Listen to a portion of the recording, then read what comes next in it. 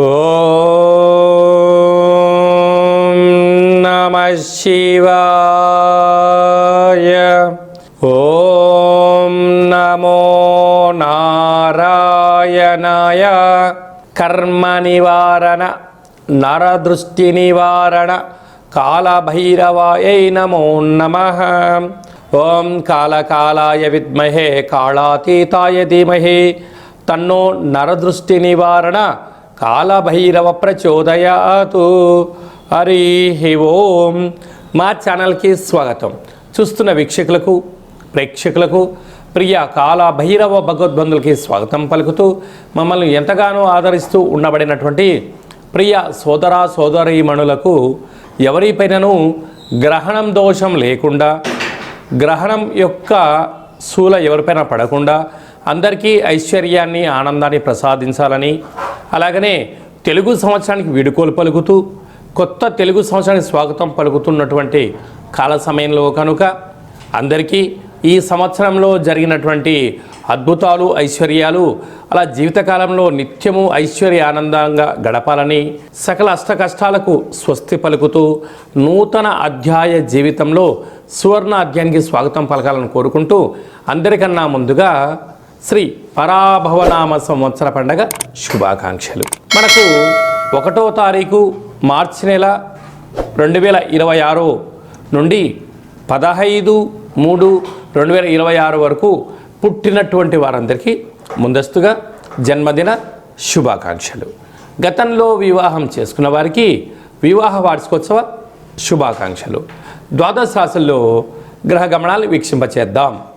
మిథున రాశిలో దేవగురు బృహస్పతి సంచార స్థితి, సింహరాశిలో కేతు సంచార స్థితి, కుంభరాశిలో చతుర్గ్రహ సంచార స్థితి, రవి కుజ బుధ రాహు సంచార స్థితి, మీనరాశిలో శుక్రుడు మరియు శని సంచార స్థితితో ద్వాదశ రాశుల్లో గ్రహ గమనాలు ఈ విధంగా ఉన్నాయి.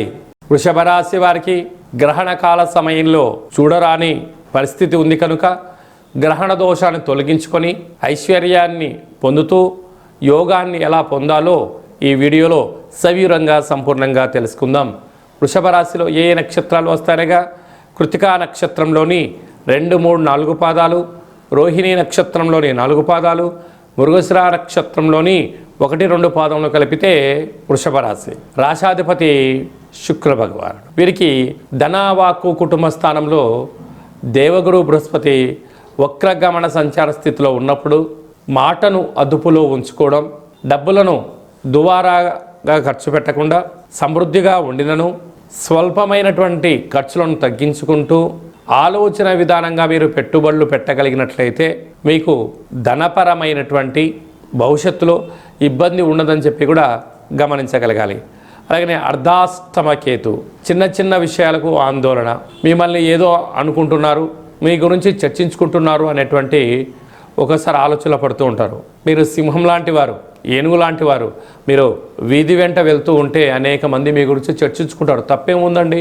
మీలో ఉండబడిన సద్గుణాల వలన, మంచి కార్యక్రమాలు ఆచరించడం వలన మీకు పొగడ్తలు, సన్మానము, రాజయోగము రాయబడి ఉంది కనుక మీ గురించి చెప్పుకుంటారు. అది ఆనందంగా స్వీకరించండి.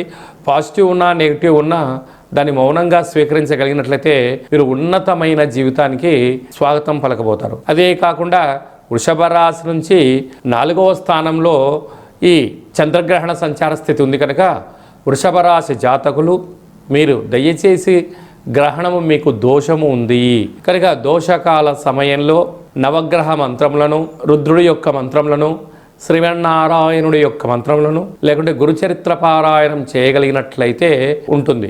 గ్రహణ దోషం తొలగించుకోగలగాలి. దయచేసి గ్రహణకాల సమయంలో భోజనం చెయ్యొద్దు, వివాదాలకు దూరంగా ఉండండి, మౌనంగా ఉండండి అని చెప్పి కూడా గమనించాలి. గ్రహణ తదనంతరము ఈ యొక్క గ్రహణ శాంతి పూజ చేయించుకొని పాలను, బొబ్బర్లను, నీటిని దానం చెయ్యండి అని చెప్పి జ్యోతిర్విజ్ఞానం తెలియజేస్తుంది.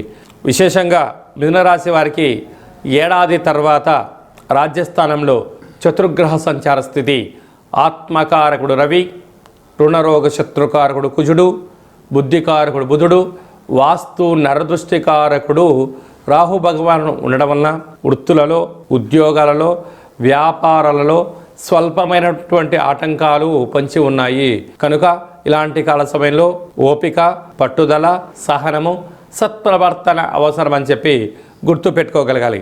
ఏకాదశ స్థానంలో శని భగవానుడు, అక్కడే శుక్రుడు సంచార స్థితి ఉండడం వల్ల నూతనమైనటువంటి ఇంటి స్థలాలు, గృహాలు, వాహనాలు, క్రయ విక్రయాలలో ఆనందకరమైన జీవితాన్ని పొందబోతున్నారు. కనుక ఈ కాళభైరవ అష్టమి సందర్భంగా తప్పకుండా పిండి దీపాన్ని ఏర్పాటు చేసుకుని కాళభైరవ స్వామిని స్మరణ ధ్యానం వలన సకల గ్రహ దోషాలు తొలగి ఐశ్వర్యం కలుగుతుందని చెప్పి గమనించాలి.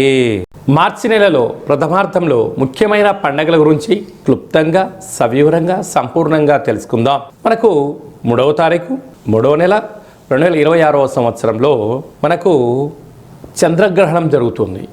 కనుక చంద్రగ్రహణము మధ్యాహ్నము 3 గంటలకు ప్రారంభమయ్యి సాయంత్రం 7 గంటల వరకు కొనసాగుతుంది. కనుక 3 గంటల ముందరలోనే భోజనం చేయాలి. కనుక 11 గంటల లోపనే అందరూ భోజనం చేయండి. గ్రహణకాల సమయంలో వీలైనంత వరకు తినడం, వాదించడం, కోపతాపాలకు అవకాశం ఇవ్వకుండా మౌనం, ధ్యానం, ఏకాగ్రత, సత్ప్రవర్తనగా ఉండగలిగినట్లయితే గ్రహణ దోషం తొలగి రాబోయే వచ్చేటువంటి గ్రహణం వరకు ఎలాంటి ఆటంకాలు ఉండవని చెప్పి గమనించాలి. గ్రహణకాల సమయంలో నిల్వ ఉండబడిన వస్తువులను ఆ రాత్రి కానీ మరుసటి రోజు కానీ దయచేసి భుజించవద్దు. నిల్వ ఉండబడినటువంటి పదార్థాలలో దర్భను వేసి ఉంచండి. సకలమైనటువంటి గ్రహణకాల సమయంలో మంత్ర సాధన ఏదైతే చేస్తామో అద్భుతమైన ఫలితాన్ని, ఐశ్వర్యాన్ని కలిగిస్తుందని చెప్పి గమనించగలగాలి. 11వ తారీఖున పాల్గొన మాస బహుళ అష్టమి, అంటే ఈ తెలుగు సంవత్సరాదిలో చివరి అష్టమి కనుక ఈ సంవత్సరంలో జరిగినటువంటి అష్ట కష్టాలను తొలగించుకొని రాబోయేటువంటి శ్రీ పరాభవనామ సంవత్సరానికి స్వాగతం పలుకుతున్న కాల సమయంలో ఇంటిలో శుద్ధి పెట్టుకొని నింబకుస్మ దీపాన్ని కానీ, నారికేల దీపాన్ని కానీ, అలా కుష్మాండ దీపాన్ని కానీ పెట్టి కాళభైరవ స్వామి యొక్క స్మరణ ధ్యానము చేయగలిగినట్లయితే సకల అష్ట కష్టాలు తొలగిపోయి ఈ సంవత్సరంలో మనపైన ప్రసరించినటువంటి నరదృష్టి, శత్రు ప్రభావాలు అన్నీ తొలగిపోతాయని చెప్పి గమనించాలి. అలా కుదరలేనటువంటి వారు ఈ కింది నెంబర్ సంప్రదించినట్లయితే మన యొక్క దేవాలయంలో నిత్యము కాళభైరవ హోమ కార్యక్రమాలను ఆచరింపచేయడం జరుగుతుంది. కనుక అందరికీ వీడియో కాల్ ద్వారా చూపించి మీ గోత్రనామములతో కాళభైరవ పూజ హోమ కార్యక్రమం చేయించి ప్రసాదంను మీకు పంపించడం జరుగుతుందని చెప్పి కూడా గమనించాలి. అలాగనే మీ వ్యక్తిగత జాతకం తెలుసుకోవాలనుకుంటున్నారా? మీ పేరు, పుట్టినటువంటి తేదీ, నెల, సంవత్సరం, పుట్టిన సమయాన్ని వ్రాసి మీరు పంపించగలిగినట్లయితే 100 సంవత్సరముల జాతకాన్ని సవివరంగా, సంపూర్ణంగా వ్రాసి మీకు వాట్సాప్ ద్వారా పంపించి మీరు పుట్టినప్పుడు గ్రహ గమనాలు ఎలా ఉన్నాయి, ప్రస్తుతం ఎలా ఉంటున్నాయి, రాబోయే కాలంలో ఎలా ఉండబోతున్నాయో సవివరంగా, సంపూర్ణంగా తెలియజేయడం జరుగుతుందని చెప్పి గమనించాలి. చాలామందికి పుట్టినటువంటి కాల సమయంలో డేటా బర్త్లో లేనటువంటి వారికి మీ పేరు యొక్క మొదటి అక్షరాన్ని అనుసరిస్తూ రాశిని తెలియచేస్తూ రాశి యొక్క స్థితిగతులను వివరిస్తూ రమణ శాస్త్రం ద్వారా అనగా గవళ ద్వారా భూత, భవిష్యత్, వర్తమానాన్ని తెలియచేయడం జరుగుతుంది. రమణ శాస్త్రం ద్వారా కాళభైరవ ఉపాసన చేత, సంపూర్ణమైనటువంటి విషయ పరిజ్ఞానం చేత మనము జీవితాన్ని తెలుసుకుందాం. జాతకంలో ఉండబడినటువంటి ఆటంకాలను తొలగించుకుందాం. జాతకంలో ఉండబడిన యోగాన్ని తెలుసుకుందాం. ఆనందకరమైన జీవితాన్ని పొందుదాం అనేటువంటిది చిన్న విన్నపం. కనుక ఈ కింది నెంబర్ సంప్రదించి అపాయింట్మెంట్ తీసుకొని సంప్రదించగలరు. అందరికీ శుభాన్ని, జయాన్ని, ఐశ్వర్యాన్ని ప్రసాదించాలని ఈ తెలుగు సంవత్సరానికి వీడుకోలు పలుకుతూ కొత్త సంవత్సర కాలం సమయంలో అందరికీ ఆనందాన్ని ప్రసాదించాలని మనసారా మనం కూడా మరొక్కసారి కాళభైరవ స్వామి వారిని కోరుకుంటూ ఆశీర్వచనం. శతమానం భవతి శతాయు పురుష సతేంద్రియ ఆయుష్యేవేంద్రియే ప్రతిష్టతి ధనం ధాన్యం బహుపుత్రలాభం శత సంవత్సరం దీర్ఘమాయు సర్వే జనా సుఖినో భవంతు లోకా సమస్తా సుఖినో భవంతు సర్వం కాళభైరవ దేవతార్పణమస్తు. హరి ఓం.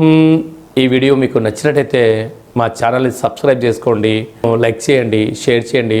భగవద్బంధులకు మిత్రులకు స్నేహితులకు చేరవేసి హిందూ ధర్మాన్ని కాపాడండి.